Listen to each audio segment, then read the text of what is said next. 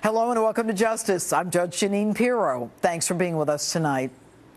This is the biggest cover-up since Watergate, a story no one wants to talk about.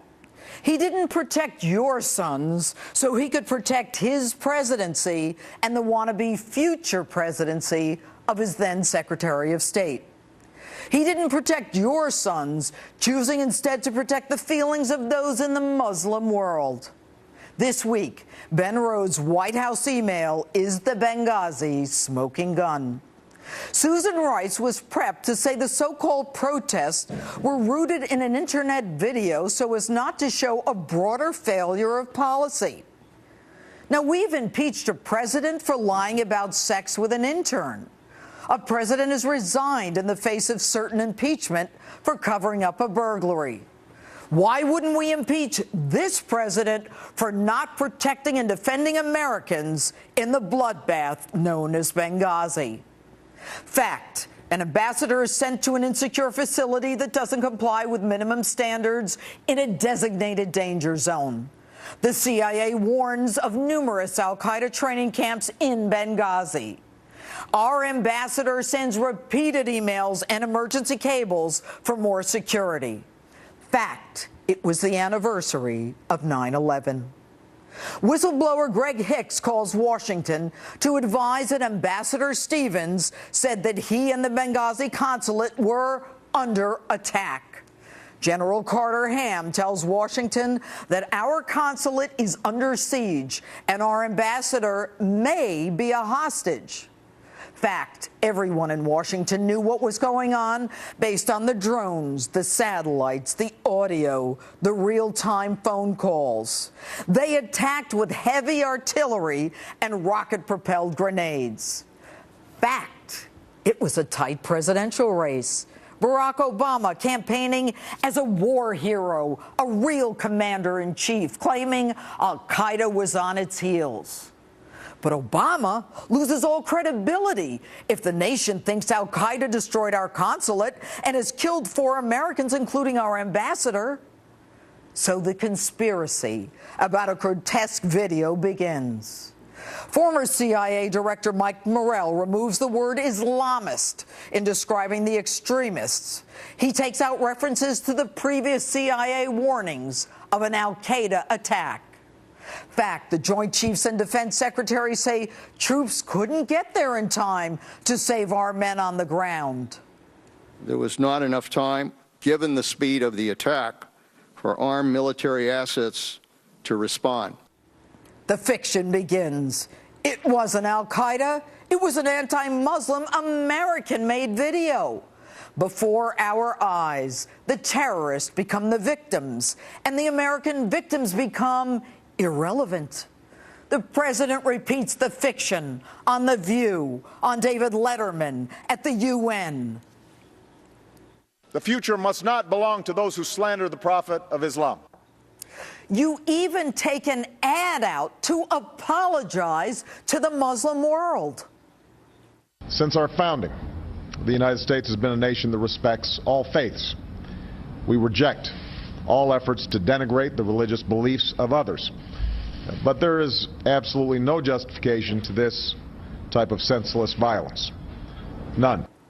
In fact, to add insult to injury, you condemn anyone who says something negative about Islam.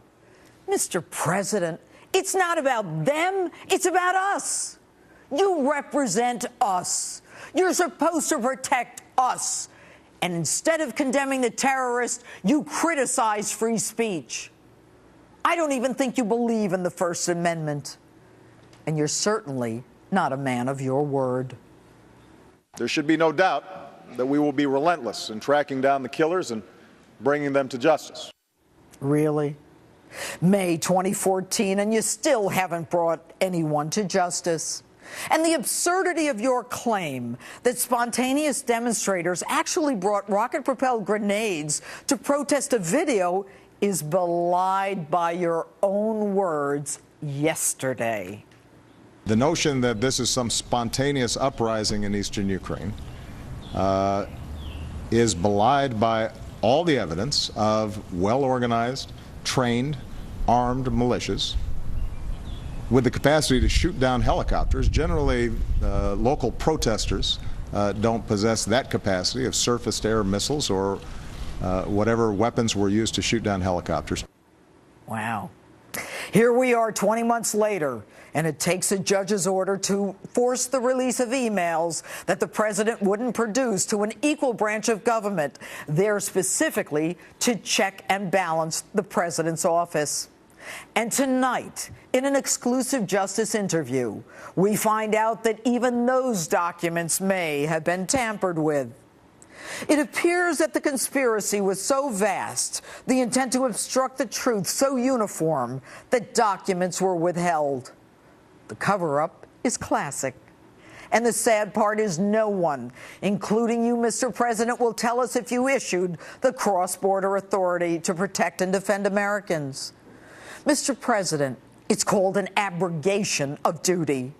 You have not taken your oath to honestly and faithfully execute the duties of your office. As Commander-in-Chief, you have not protected us. This dereliction of duty as Commander-in-Chief demands your impeachment. Your cover-up was for political advantage. The promotion thereafter of virtually everyone involved in your conspiracy, and the stonewalling of Congress, the denying of access to key witnesses, all add up to a classic cover-up. And what's that? You were elected? There is no contract with someone who thinks that the American people are nothing more than pawns in an all-consuming power play to change who we are as a nation. You swore to protect and defend the American people, but instead you left Americans to die, not lifting a finger to help them. Mr. President, none of us want to believe that our president would let Americans die, but the arrogance, the failure to act, the lies, the cover-up make it clear that you, Mr. President, have defrauded the American people. You, Mr. President, have violated your constitutional oath. You have not faithfully executed your duties in the office of the president. And that's my open. With me now, former U.S. Ambassador to the UN and Fox News contributor John Bolton. Good evening, Ambassador. Glad to be with you, Judge. All right. What does the latest information that we just found out on the Ben Rhodes email tell you? Well, I think there can't be any doubt at all now that we've got an administration that's absolutely consumed with the potentially devastating political effect on the president's re-election campaign of this attack in Benghazi. It belies their whole narrative that the president himself had just said a few days before that Osama bin Laden is dead, General Motors is alive, the war on al-Qaeda is almost over. Everything, all the tragic events of that evening of September the 11th undercut that. And so the combination of ideology and political reality drive to this cover-up. And there can't be any argument anymore that's what it is. That's why we need more information. We've got a lot that's come out because of this FOIA request. There's a lot more there. There's no doubt about it. Well, what should happen? I mean, you know, now that we have this email that, by the way, should have been handed over to the Congressional Oversight and Reform Committee and wasn't. They stonewalled just as they did in Fast and Furious. But now that Judicial Watch, and we're going to speak to someone from Judicial Watch, has gotten that email, we expect that many more will be coming. What happens for not handing out this information? Is there a sanction, or do we just say, oh, that's the way it's done?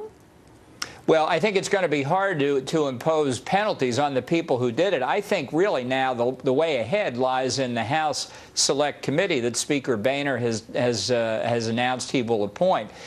Because the Select Committee's got to pursue this investigation in ways that really get to the bottom of things. The public hearings that get so much attention are the last things that should happen. We need former Secretary of State Hillary Clinton up giving hours and hours of depositions before they put her back out in public testimony. That's the way to find out what happened. You can't get effective investigations done by members of Congress alternating, asking questions for 5 minutes for somebody who's articulate and knows how to dodge questions. You need to know what you and I know as lawyers has to happen to them, of extensive hour after hour depositions. Well, there's no question, and we need someone who knows how to question a witness, and you know, this handing off the witness to the next person just allows the witness to, you know, continue to talk without answering the question. But, Ambassador, this administration continues to spin and mock the investigation to get to the bottom of Benghazi. I mean, you know, I think it was yesterday Pelosi saying Benghazi, Benghazi, Benghazi.